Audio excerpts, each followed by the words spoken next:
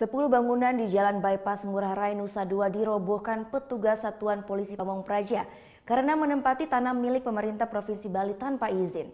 Penghuni bangunan liar tersebut hanya bisa pasrah melihat alat berat meratakan tempat tinggal dan usaha mereka dengan tanah. Petugas Satpol PP Provinsi Bali dan Kabupaten Badung Rabu pagi menertibkan bangunan liar di pinggir Jalan Bypass Ngurah Rai Nusa Dua. Di bagian depan terdapat 8 unit toko yang sebagian besar sudah dikosongkan penghuninya. Untuk memastikan seluruh toko dalam keadaan kosong, petugas kembali memeriksa ke dalam sebelum dilakukan pembongkaran. Hanya ada satu warung lalapan yang belum selesai membereskan perlengkapan usahanya.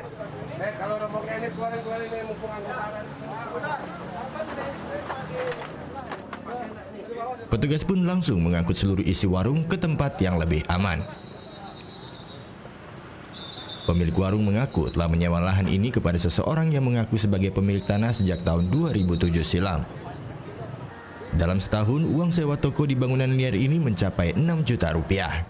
Malah pembayaran terakhir itu masih 2 juta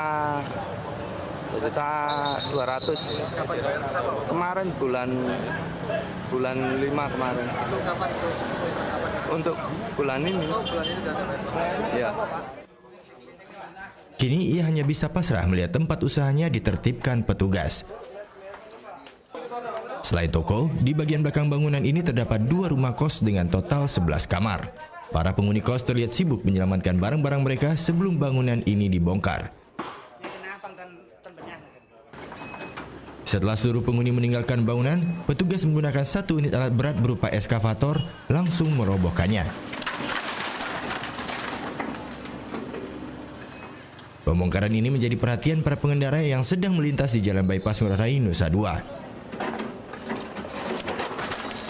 Kepala Satpol PP Bali menegaskan penertiban ini untuk menata aset pemerintah Provinsi Bali yang disalahgunakan pihak tidak bertanggung jawab. Oleh karena mereka tidak mempunyai izin menempati tanah itu dan sebagainya, tidak ada proses ketentuan hukum yang berlaku, ya kita kembalikan tanah itu milik provinsi. Itu penataan aset Provinsi Bali. Oleh karena penataan aset-aset inilah yang sekarang kita galakkan di Provinsi Bali. Kita mendukung daripada program-program penertiban aset-aset di Provinsi Bali. Untuk sementara bangunan ini akan dikosongkan dan pemanfaatannya sedang dibahas oleh Pemprov Bali. Muhammad Hasanuddin melaporkan untuk NET.